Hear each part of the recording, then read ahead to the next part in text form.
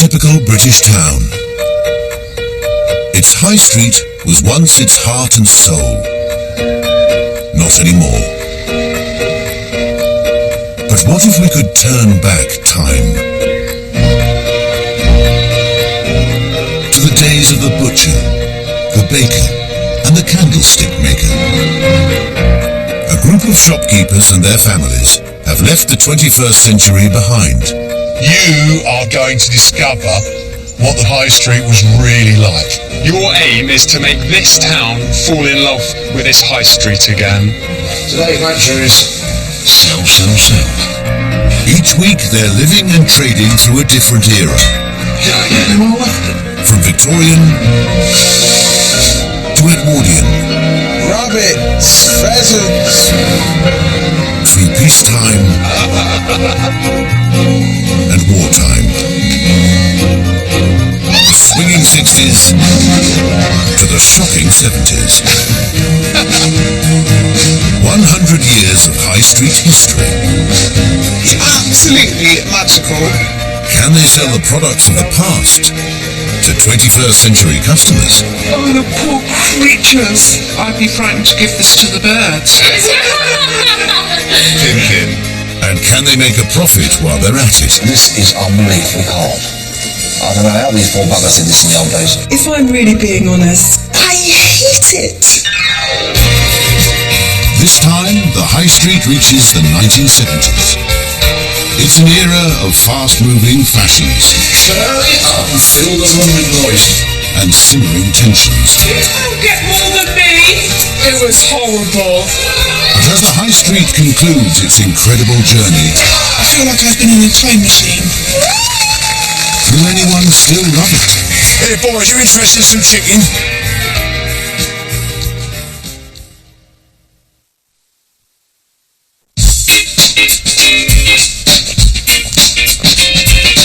For the last time, these 21st century shopkeepers have been kitted out for an earlier era.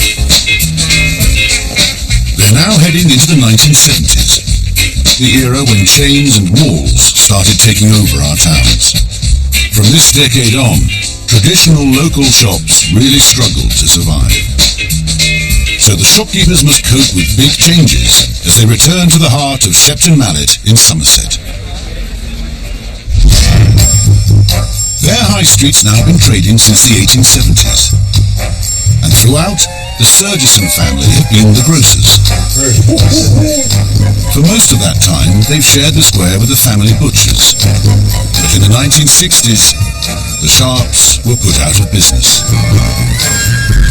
Now a new family are coming to take over the site. The Sanders will be running it as a convenience store. In the 70s, I was running my dad's store. That's going to be fun. I can't wait. It'll be great for the kids to see this era. This is definitely not what I usually wear. I think it's pretty cool. Another high street store has changed use in every era, from penny bazaar to toy shop. Most recently, it was a hair salon. For the 70s, it's a record shop. Coming to run it is David Lashmar, who used to own Europe's largest second-hand vinyl store. It's going to be quite a challenge, actually, because some of the people I'm talking to won't even know what an LP is. Dressmaker Jill Cockwell has been on the high street since the start of the 20th century. But she really has her work cut out this time. My honest view about 1970s fashion is that it's horrific. I was always going to struggle with this era. Ensuring the traders stay true to the era will be the Chamber of Commerce. Historian Juliet Gardner, baker Tom Herbert, and greengrocer Greg Wallace. Welcome to the 1970s.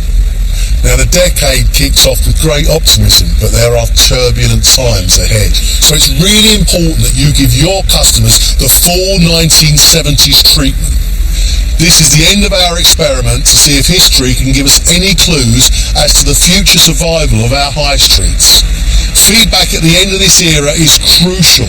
We need to know what it is your customers want from their high street. Good luck. Go and see your shops. Carl Debbie, Harry and Saffron began trading 6 weeks ago as Victorian grocers. Just like another family from the era, 100 years down the line they find themselves running a fully fledged supermarket. Surgy safe. It's quite catchy, Surgy Safe. Yeah. That's got a good rhyme to it, actually, hasn't it? How's that right? Surgy Safe, the count again. The 70s was when supermarkets as we know them today conquered Britain. Oh my god, cheese ravioli. That's curry, man. Come back from the pub and we've had a couple. All in the bag, normally. Love it, love it, love it. Have you got any milk? This is a drink I was allowed on Christmas Day. I think it's That got quite good with me. 70s processed foods promised to make life easier, and 70s supermarkets promised to make shopping quicker. Now their premises are even larger, they've got their wire trolleys, they've just got everything that makes it convenient and easy to shop. Well, I'm not convinced by it. It seems to be the sterilised kind of shopping that we know now, and that's not what the Surges have been up to now. It's certainly very different from the small specialist deli the family run in their 21st century lives. What we're doing nowadays in the real world to try and get people away from supermarkets. And here I am, running a bloody supermarket.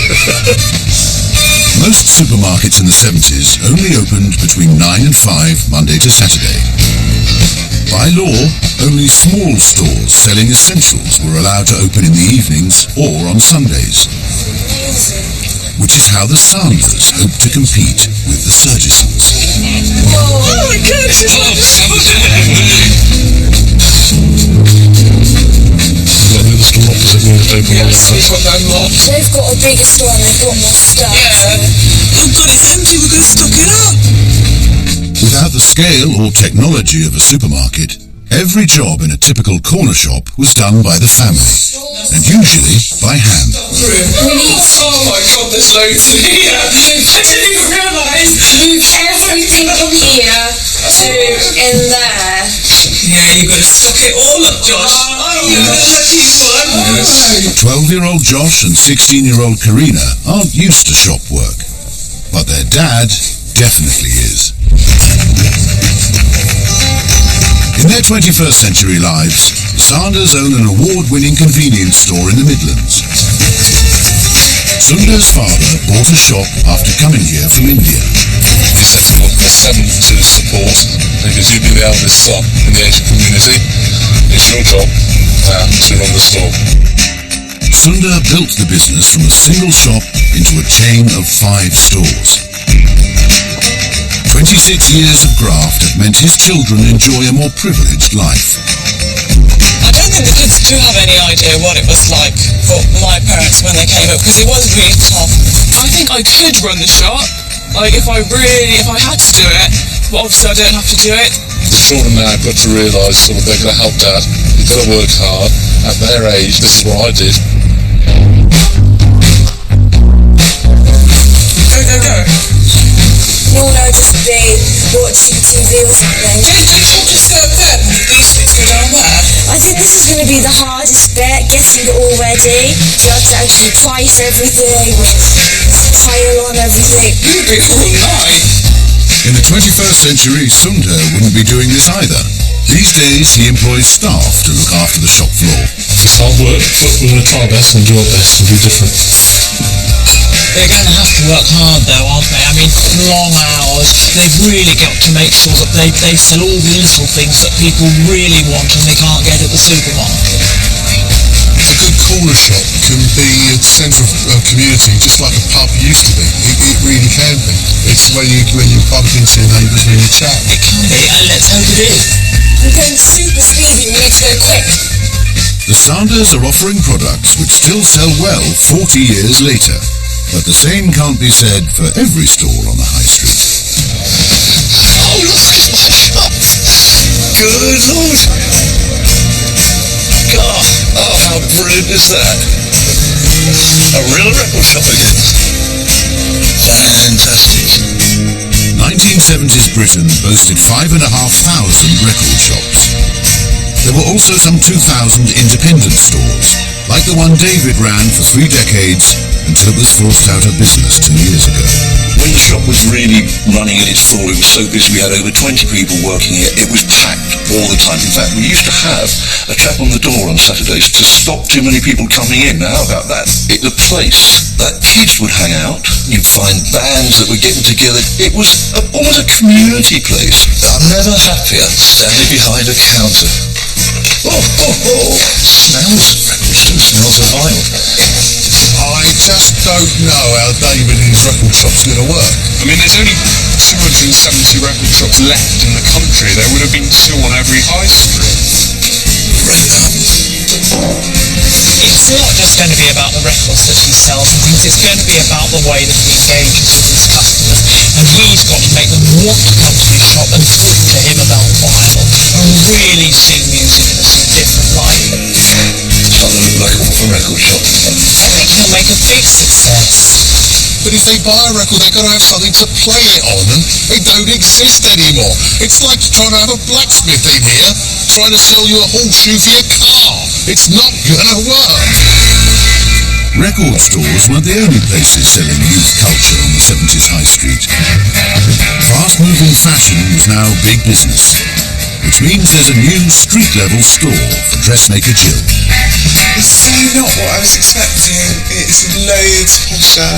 It's like a proper stylish boutique, and I was expecting a cheap shop full of loads of cheap nylon clothes, so this is fantastic. What Jill has got to do is keep up with changing fashions. I mean, they change totally. Went from tracksuits right through to punk. But she is not the girl with the biggest entrepreneurial spirit. She's never, ever, ever taken any money. Now I've seen the shop and the stock that I've got available and the fabric I've got available, I think I might have a chance of actually making some money this week.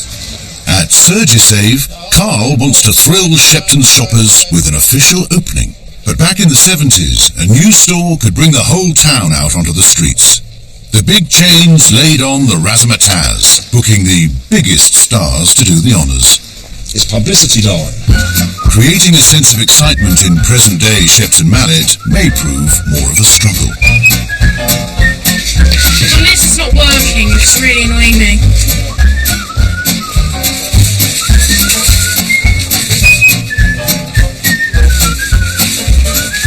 Whose idea was to choose the trolley anyway? Ladies and gentlemen, can you please gather round? Come on. Come on. Closer. The Surgisons had got David from the record shop. Don't cut it yet, just look towards me and smile. Yeah, too big. 3, 2, 1! Cut it!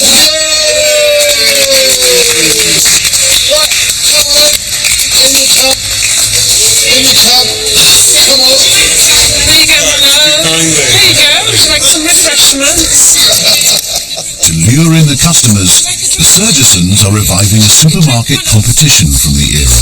The winner is Blake.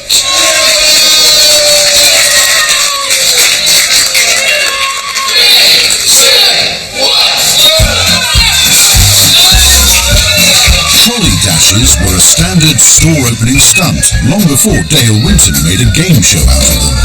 Sainsbury's called theirs Grub Grabs.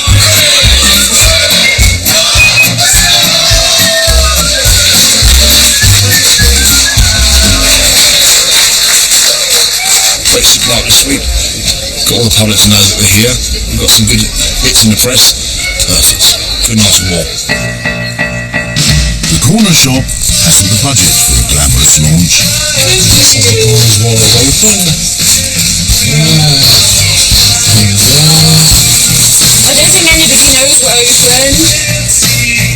Luckily, some of Shepton's residents have promised to shop only in the 1970s high street. Hello, sir. How are you? And when they eventually trickle in, they find some products that Surgisave doesn't stock. It's not the same. It's in 2 years, really. We love curries. All the Indian spices and things over here. We haven't got a clue what to do with it. Yeah, you have a pan. She'll go through and tell you how to make it. I'll write it down for you. I'll give you the basics. That'd be fantastic. And then you should be alright. Okay. Wonderful. Okay. The corner shop was one of the places 70s Britain got to know more about Asian cultures. Sometimes shopkeeping was the only work available, even for highly qualified immigrants. Record shop owner David has gone glam for his grand opening.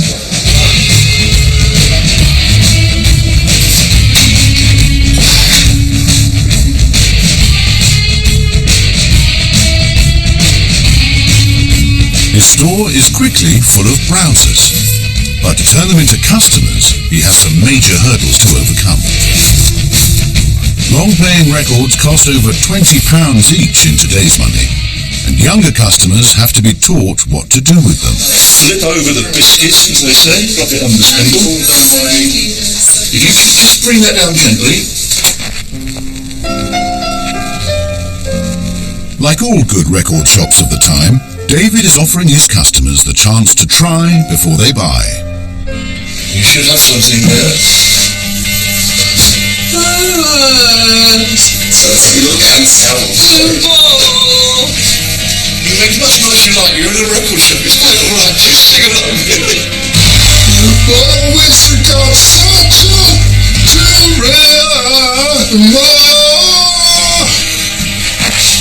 Oh, this is brilliant.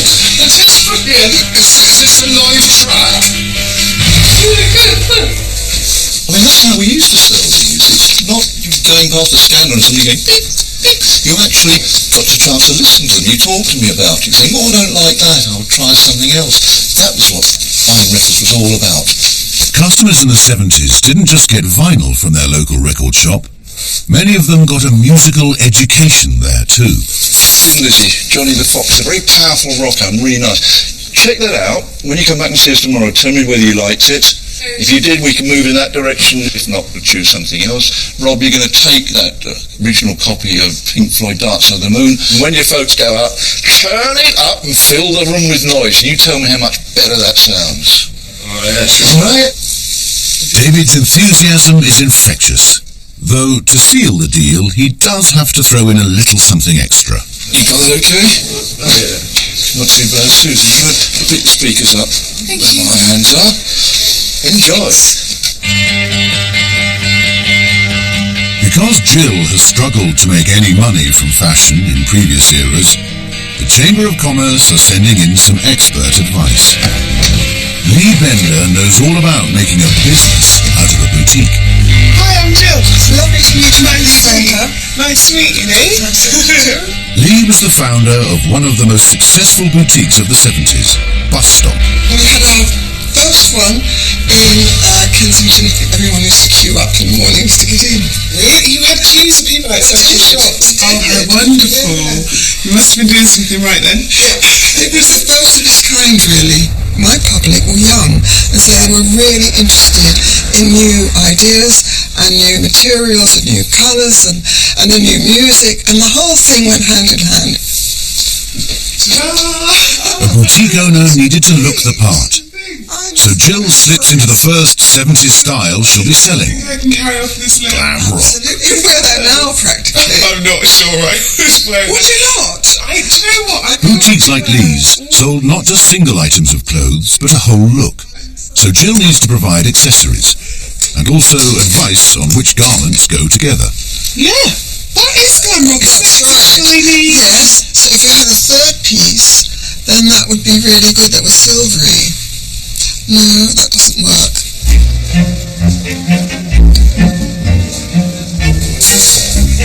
Customers can now put their 1970s style supermarket to the test.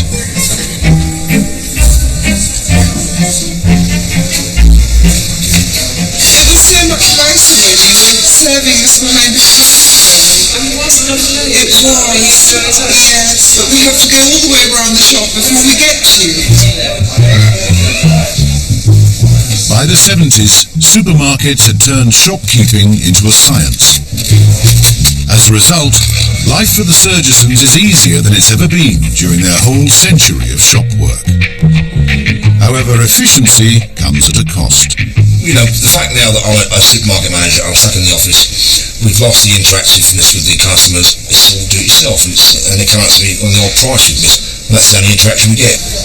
But do the customers care if they talk less with staff? Having experienced previous eras of personal service in the grocers, do they miss it?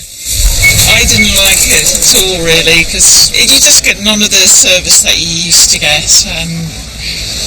I don't know, it's just going around and sort of, it's all impersonal now. There was everything there I wanted, I suppose. There was everything, and it was easy. It was easy shopping, but just not so friendly. My experience in that shop is it's dead and it's cold. There's no life and there's no feeling. I like the old Mr. Sargison. He was always there to help, wasn't he? Anyway, unfortunately, he's gone. The 1970s Mr. Surgeson is too busy with his managerial duties, which now include distributing payroll.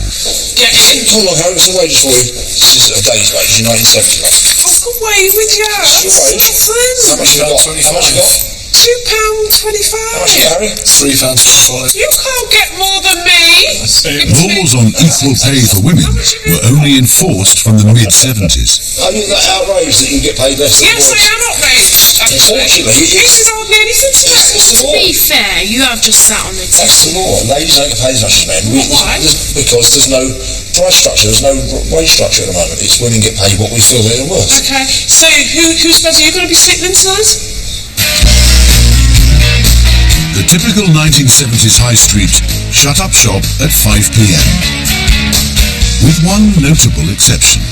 The other shops have closed now. All of them have closed. Can't we just... No, you can't. Can you close early? What did you say this morning? You're not going to get bored? I'm not bored. I'm tired. Get used to it then. The 70s convenience store would make most of its money when the supermarket was shut. Yeah, just that. Yeah, name and address would be good. It also offered services other shops had abandoned. I understand you do deliveries. We do deliveries and newspaper rounds. We're here for the customers. Customer demand and we're there. You know, that's what I love about the Asians. Yeah. It's all about service. Oh, yes. It's the one thing that I noticed when I first came to this country was a lack of service. And I came in the 80s. Do you know, just the whole personal touch thing. You just can't get that with the big stores now. There's no time. No, it's no time. It's just sort of in, out. I'll pay a little bit over the top for that kind of service. Rather than go to my local supermarket, I would pay a little bit extra to get what I want. Above Shepton's new supermarket, the Surgesons can spend their evening relaxing at home after a profitable first day's trading. Get it on. Bang and go. I love you so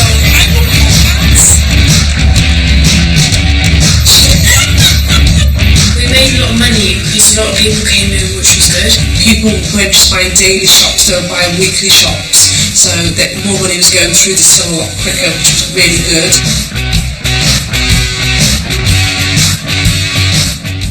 To compete with a supermarket, small businesses have to work harder. See you, boys. Bye. Bye. They also have to work longer. Sundar finishes a 14-hour shift at 9 in the evening. The first day I was so tired, but this is like going back in time, and it was tough.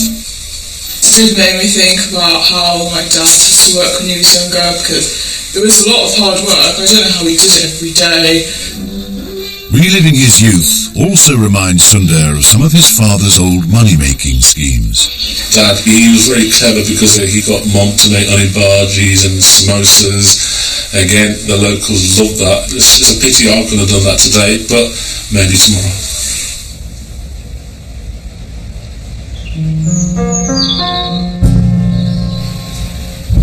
The next morning, and the man who was working latest is up earliest.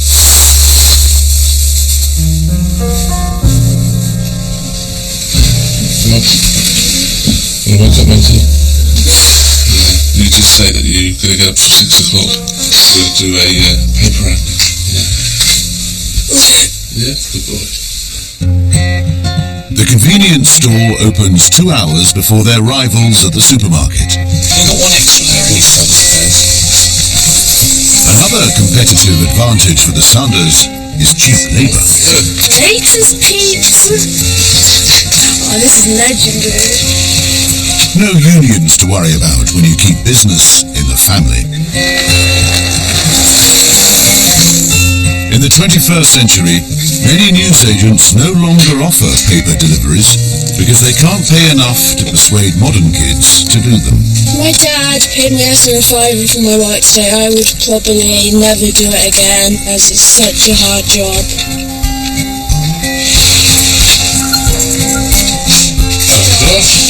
Josh is going to be paid the going rate for a paperboy in the early 70s. That's just £1 in today's money. Yeah, we should be grateful for 15 pence because we got nothing whatsoever. What we have to do is work all day at the till, and we just have to do it. If you want to buy some sweets with that, you can buy them here. You see what you can get. Really not fair, not at all, literally. That is hard doing that, very hard.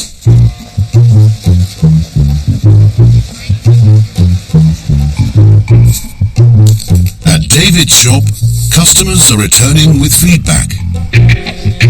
There's something really satisfying about having the music in your hands rather than in a sort of computer file or whatever. Compared with the CDs that you get today in the downloads from the internet, it was disappointing. I'd forgotten all the difficulties with vinyl that there was, with the jumping and the scratching. We put up with that during the 60s and 70s, and I said to you, I don't know how we put up with it. I don't think I could go back to it. So. Yeah. Well, I've lost 2 customers. There was only one alternative to vinyl which a 70s record shop could offer. Could we try the Animals? You certainly can. That'll bring back a lot. You just have to bear with me. This is slow 1970s shopping. I've got to rewind it now. No, I don't care for that. Could you put it onto the next track? No. You can't. It's a cassette. Oh. The other trendsetter on the high street also has out-of-date stock to shift, but at least he can pass it off as vintage. It's quite well actually. It's great. There's a mirror right here. What size are you? 5'6". As advised, she's not just trading in frocks, she's pushing accessories too. So much. For the first time, Jill is selling stock she didn't make herself. When mass-produced clothing first appeared on the 1930s high street, Jill preferred to stick with bespoke dressmaking. I'm not really a salesperson who's just about selling for the money. It was time-consuming and not very profitable. The beauty of a boutique, however, is she can still make use of her dressmaking skills when she chooses. I've actually brought some things in, and I was wondering whether we could sort of vamp them up a little bit. Great. Jackets. It's absolutely I've got great ideas for this already. We could whip this collar off, and then I could do a bigger collar in the leopard print. Jill also remodeled clothes in the make-do-and-mend years of wartime. She seems to be drawing on everything she's learned in previous eras. Oh, I've got to try that on. Whether she's also learned how to make money, the customers will decide. It's just fantastic to have a boutique like this in Shepton Mallet. My goodness me. The one thing we haven't got is clothes shopping. This would be heavenly. Something that would draw people from miles around. It'd be wonderful. Whoa, sorry! We had a really good time in there. That was like mine and Zoe's heaven, or idea of heaven. This could be a contender for my favourite shop in all of the eras. In their home above the corner shop, Pam and Karina still can't escape from work. Oh, this is disgusting. Got mud on my hand. Ew. They're making something that teenage Sundar used to sell in his father's shop. Don't know how hot they are, so I'm not going to do it. Samosas. That smells disgusting. I hate the smell of that stuff. Recording. makes me feel sick. I feel like an Indian granny. A proper Indian granny. I don't really like Indian food. You like chicken curry? I like chicken curry, that's it. I just don't like the taste of it all. The cooking's not the only culture shock Karina's experiencing after 2 days in the 70s. I miss my clothes, I miss my phone, I miss my friends, I miss my bed, I miss everything. You've got it easy nowadays, though, haven't you? Yeah, but you didn't know any better though. But then, because there wasn't Blackberries out then, there wasn't iPhones out in the 70s, so you didn't know. Yeah, but we lived without it, though, didn't we? I know, but you didn't know any better though. Downstairs, the other half of the family starts selling the samosas. My wife actually made them. Yeah, so let me know what they taste like. I love it. I can taste the cumin. As soon as she says I make them myself, they go, oh, we'll have a few. So it's being different. I think it's definitely taken off. But while the Sanders sell fresh, homemade produce, their rivals are pushing the opposite. So one little idea is that maybe make life a bit easier when you've had a hard day at work. Burgers, pizzas, ice cream, fish fingers. At the start of the 70s, just 3% of British households owned a freezer. But by 1980, half the country did. Frozen food became big business. Especially flown in from Italy just for you. We've got lasagna. Tastefully exotic. Oh yes. Shoppers who would once have bought fresh meat from their high street butcher now bought it frozen instead. To boost sales of chicken, which rocketed in popularity during the cost-conscious 70s, the Surgisons embark on another PR stunt.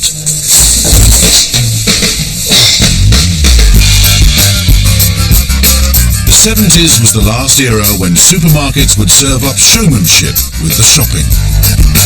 The Surgisons first learned the art as Victorian grocers. I'm selling the world's largest cheddar tomorrow at the market. Afternoon, Shepton. I'll come and show you my chickens. Oh, yeah, nice bit of breast on that. Oh yes, we like a bit of breast on it. We have the one of those I've never heard of recently. Yeah. Come visit our store, lovely new modern supermarket. Are they free? I don't know, and I'm friendly, don't care. No, I would imagine 1970 would be mass produced. Yeah, factory. You know what I mean? Pumped them out by the million, so chances are no. Oh my goodness. Now the novelty has worn off, David's shop is struggling to attract customers. He too needs to come up with a promotional gimmick. A guaranteed crowd puller for record shops was a personal appearance by a famous band. Scenes like this brought glamour to the high street, as well as big sales for the shop. So David is trying to book a star from the era. My name's David and I'm running a 1970s record shop in Shepton Mallet, and I'm really phoning to see if it's possible that David Bowie might be able to come down and do an opening for us. I wonder if I should just bypass Queen for the moment and go for The Who.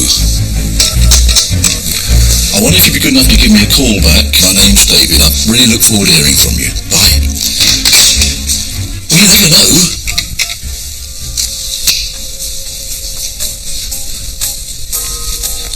Blondie. Have to email her agent. Now, I have a big problem with emails because we are a 1970s record shop. We don't actually have emails or anything like that. All I can do is to write or phone. They're missing opportunities, these people, you know. As the rejections pile up, David sets his sights a bit lower. I know you represent the Quo. I wonder if there's any availability. I'm trying to find a big and important band such as Mud. Just when he's running out of hope. Yes! Brotherhood of Man, this is absolutely brilliant. Oh my God. The high street has been hit by a 70s-style power cut. Well, that's a bit stupid because the fridges are going to, all the food's going to start. Yeah, so all them frozen chickens will be fresh chickens. Yeah, that's a bit Who's turned the lights out? How can I have a record shop without any lights? Without electricity? For the Surgesons, with their extensive range of frozen and chilled food, this could be a disaster. In the event of the freezer breaking down, the priority is to minimise the amount of stock loss by trying to keep steady temperature. Wrap the freezers in blankets to retain the temperature. What about fridges? Just know about fridges. It's the same for my fridges. It's a hard strike, but it's an opportunity to sell the batteries and the torches. The ever-enterprising corner shop is stocked for just this eventuality. Oh, lifesaver. It's a shame you can't provide a generator for my sewing machine, then I could get on with some work. Not only has the supermarket checkout ground to a halt, their products are beginning to thaw. Our fridge stock won't last very long without refrigeration, so we're going to try and get the trolley in time, flog it to people in the streets and cook city tonight and get it gone. Right, so 50 pence for that, sweetheart? It's going cheap. It's cheap, you know. Hey boys, you interested in some chicken? Got my legs on up then. How about these ones in here then? Right, do you want 3 chickens? £6. £6 for 3 chickens. That's a part. She won't do it. Well, happy with the price. You do Tesco's out of business, you will. Well, that's an idea. Nice.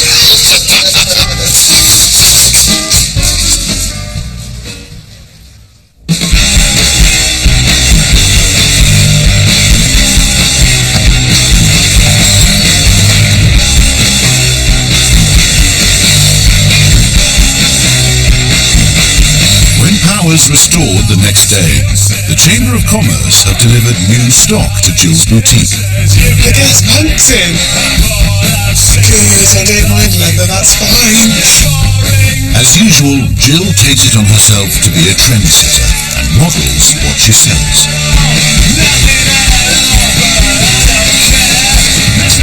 Then she offers a makeover to the other high street retailer who's got to keep his finger on the pulse of fashion.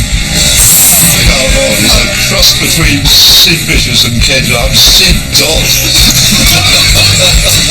That's it,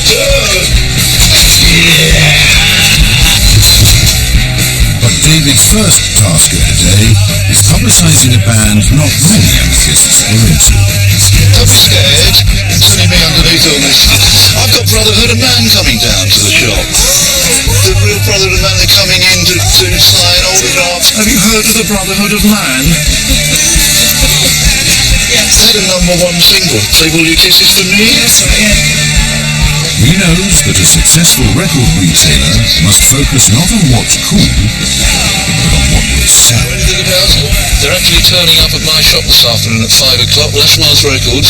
You have to fight your way through the crowd, I think. It's going to be a big event this afternoon, I hope it is.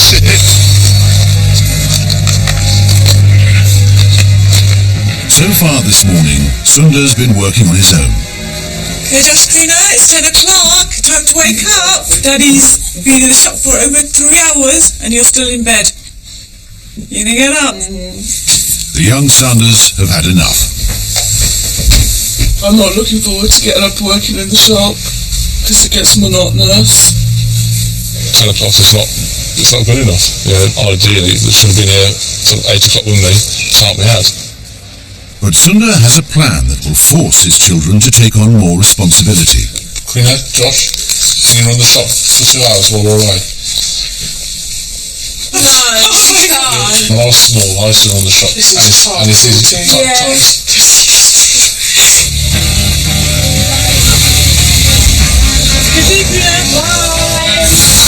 By the 70s, it was only in small family businesses that a 12-year-old like Josh would be seen working. First, the junior Sanders have to master the most basic of shopkeeping skills. I think it's £2, isn't it, the jam? £2.12.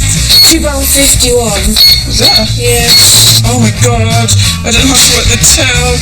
Yeah, that's £3.77. £3.77 altogether? Yes. Right. Josh isn't sure his sister has got her maths right. £1.23. £2.50 for the jam, then 2 packs of spices. We need a calculator. Hello. How are you? 72p for the wife. That was nice for us. Oh, did that manage to happen? Right, I'll clean that up in a second. Karina, do you know what this is? Oh, that's like Indian stuff. What's it called? It's an Indian spice. I think it's going really well, as we've had quite a few customers in, but we've served them happily, and all of them have been happy, so I think it's going really well. I wouldn't go into a business if it was like this, because it's so like extreme, like everything's just hard. After 2 hours, the bosses are back. Did you enjoy it? No, I didn't enjoy it all. I hated it. Why? It was horrible. I think Karina got a bit stressed, I don't know why. There's loads of people in here. By the time Juliet from the Chamber of Commerce pays a visit, Josh and Karina already have a fuller understanding of what life was like for their parents in the past. But there's one aspect of the 70s which Sundar hasn't shared with his children, the racism he experienced. And at a time when extremists were regularly on the march, Sundar himself was assaulted. I remember one particular one. I was sort of going to the shop, and a couple of lads were sort of shouting sort of racist names to me, and I ignored them. And one of them tapped me on my shoulder, and I just turned around and he just punched me in the face for no reason. And I had another punch in my face, and I thought to myself, why am I getting beaten? I've done nothing whatsoever. I'm so glad to my kids that I'm not going through that. I think hearing your story, which is really, really very painful, and it's a very, very shaming story. It was tough, and we're trying to do business at the same time as well. And there's no point in doing it, really. When all you're trying to do is make a living and serve the community. Exactly. Very shameful story. It really is. A very shameful story. I can understand why it has that before, because it's emotional. Because I'm usually quite a strong person, but hearing that kind of stuff makes you quite upset, because like it happened to your dad and your granddad, so obviously it does hit you quite a bit. The kids really don't have any of this. You don't really tell them kids that. I feel quite glad that I'm living life now and not then, but I feel sad for my dad being so shocked and scared, waiting for the smash.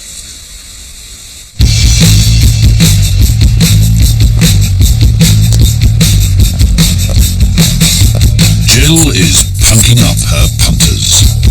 Oh my god! That's so good!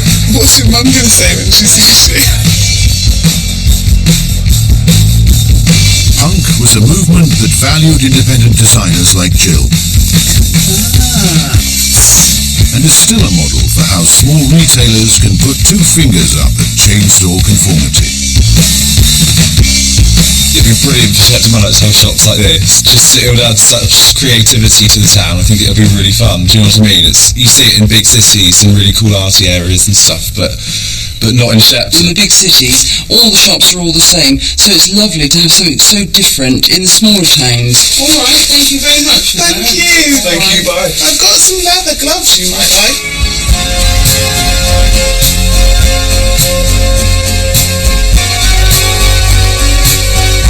Shepton shoppers have now had time to make up their minds about their new supermarket. It's all about sort of get around the store as fast as you can, get in the basket, get out quick, and the supermarket at the end of the day just wants your money. The corner shop, that was much more personal, more enjoyable experience. But they didn't have the produce. There's not so much selection, and you weren't able to pick things up and touch them and browse so easily. You get the personal service, don't you, in the corner shops, whereas I always think in a supermarket, you're just a number to them. More and more Britons in the 70s shopped for groceries just once a week, thanks to more of us having freezers, cars, and supermarkets.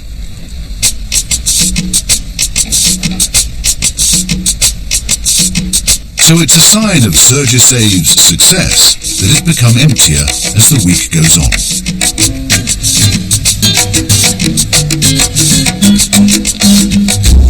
Something here just to do.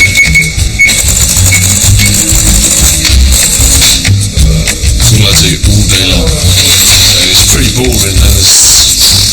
when there's no customers, it's hard because you just have to sit and just wait for them. In all the other eras, if you didn't have customers, it was a bit of a godsend sometimes because you had a lot of other things to do. I am bored beyond belief. I am completely lost. We've gone through all the eras and we've been de-skilled. We don't make our own coffee anymore, we don't make our own butter anymore, we don't blend our own tea. We do nothing. We've gone literally from sacks to packs, and it's all downhill as far as I'm concerned. Yet even though no one has any love for the supermarket, people keep using it. I mean, I miss the little shops, you know, you do, but it's alright. You get what you want and we're always in a hurry, so it's okay. Ladies and gentlemen, citizens, it's time for Lashmar Records' big PR event. There hasn't been a crowd this big in the town square since VE Day. this is not a cover versions band, not one member, his mate's dog and his auntie. This is actually Brotherhood of Man.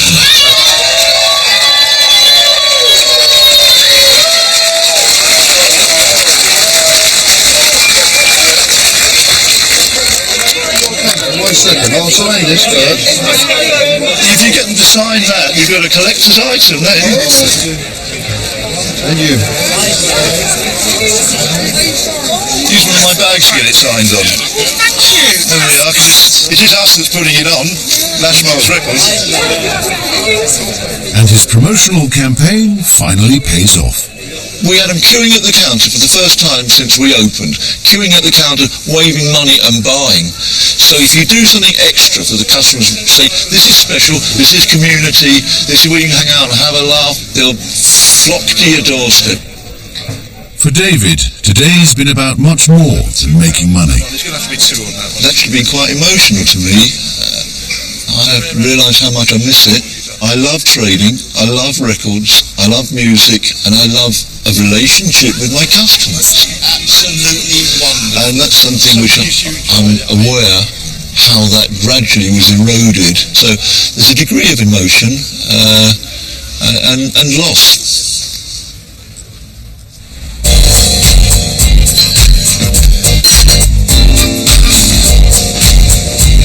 It's the last day of trading on the historic High Street.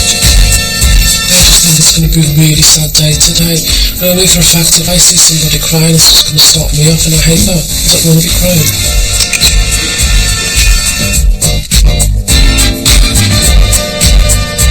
By now, the young Sanders are getting ready for work without too much complaint. Literally, yeah, tied up queen just not. It's disgusting. Tied up all the time. No, it doesn't suit me. And their shop has some new stock.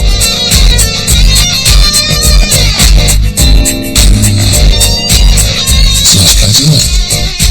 The Queen's Silver Jubilee in 1977 wasn't just an opportunity to boost sales of tea towels. It also saw street parties being held across Britain. And Shepton Mallet's High Street is planning to restage these celebrations to mark the end of trading.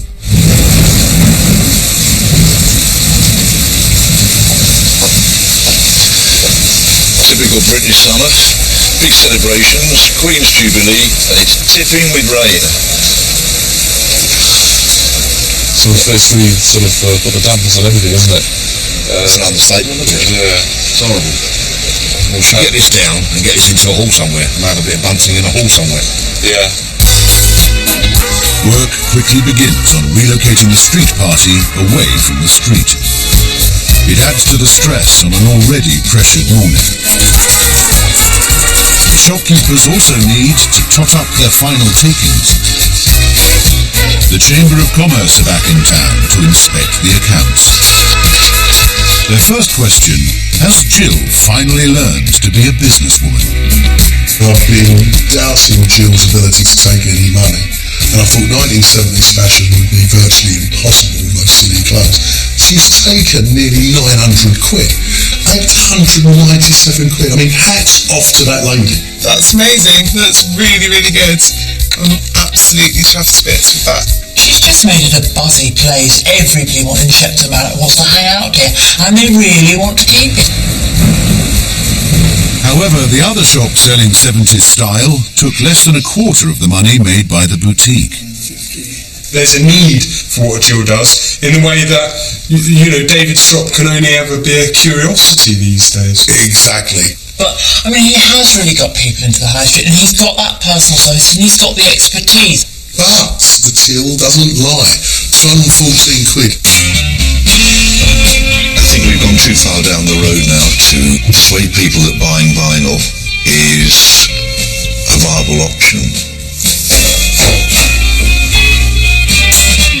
It's not coming back, is it? I really like the CDs will be gone soon. I really like the concept of it, but it's not going to happen.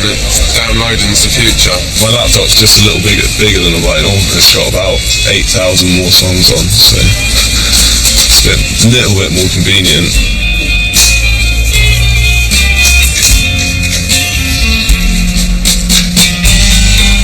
I've been a museum that sells some of these exhibits, and that's all I have been. It's not viable as a retail operation.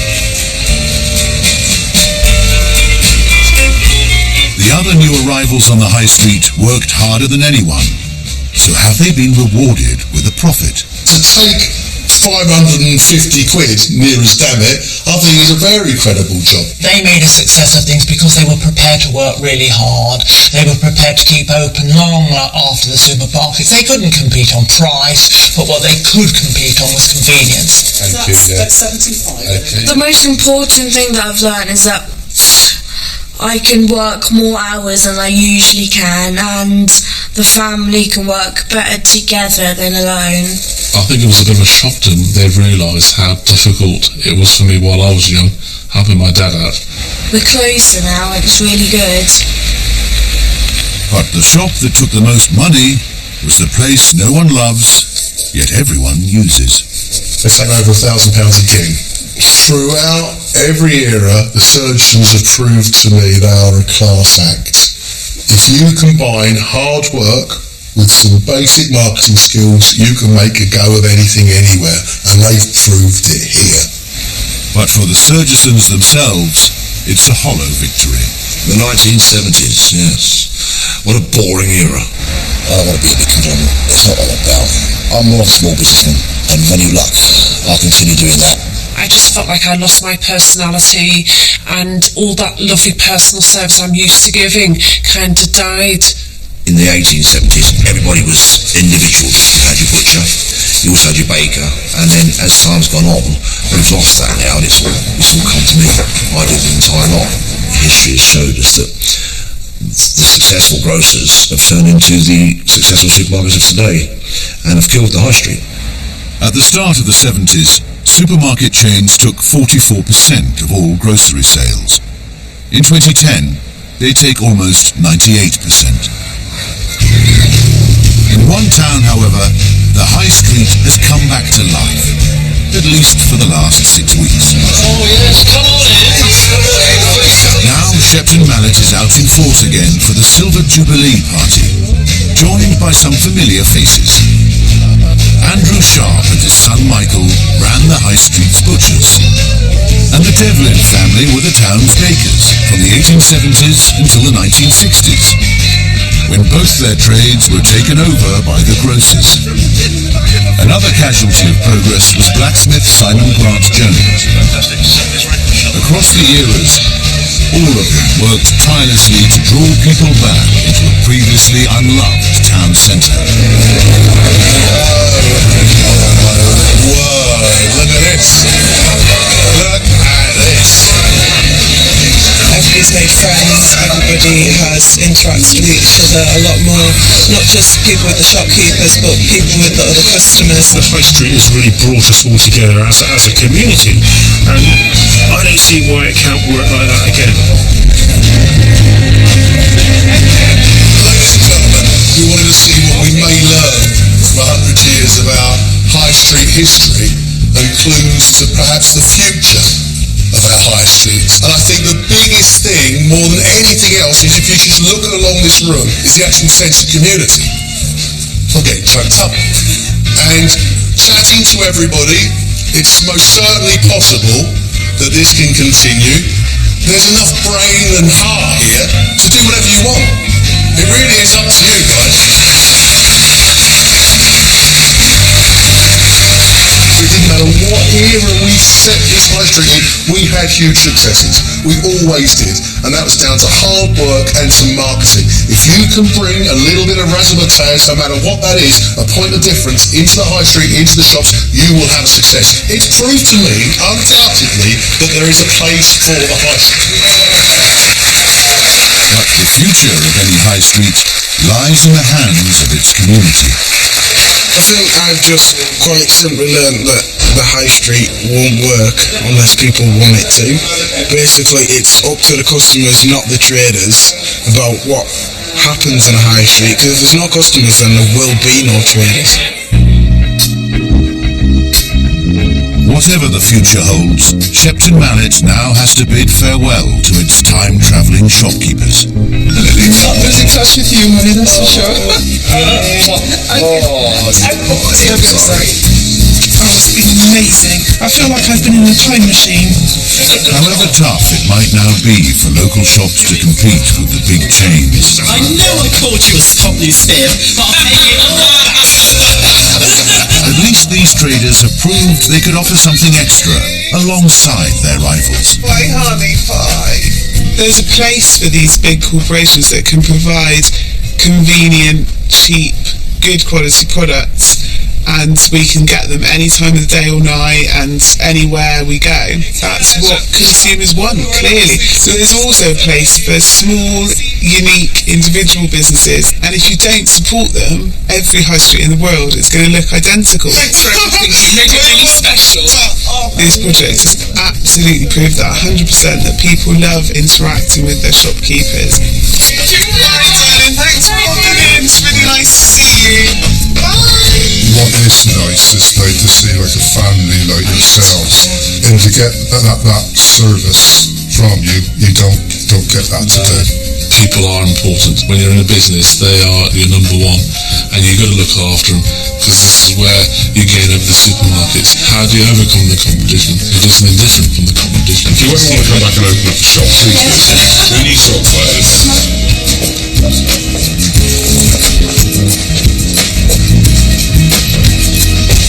Very emotional. I can't believe what we've actually achieved, what we've done, everything we've gone through.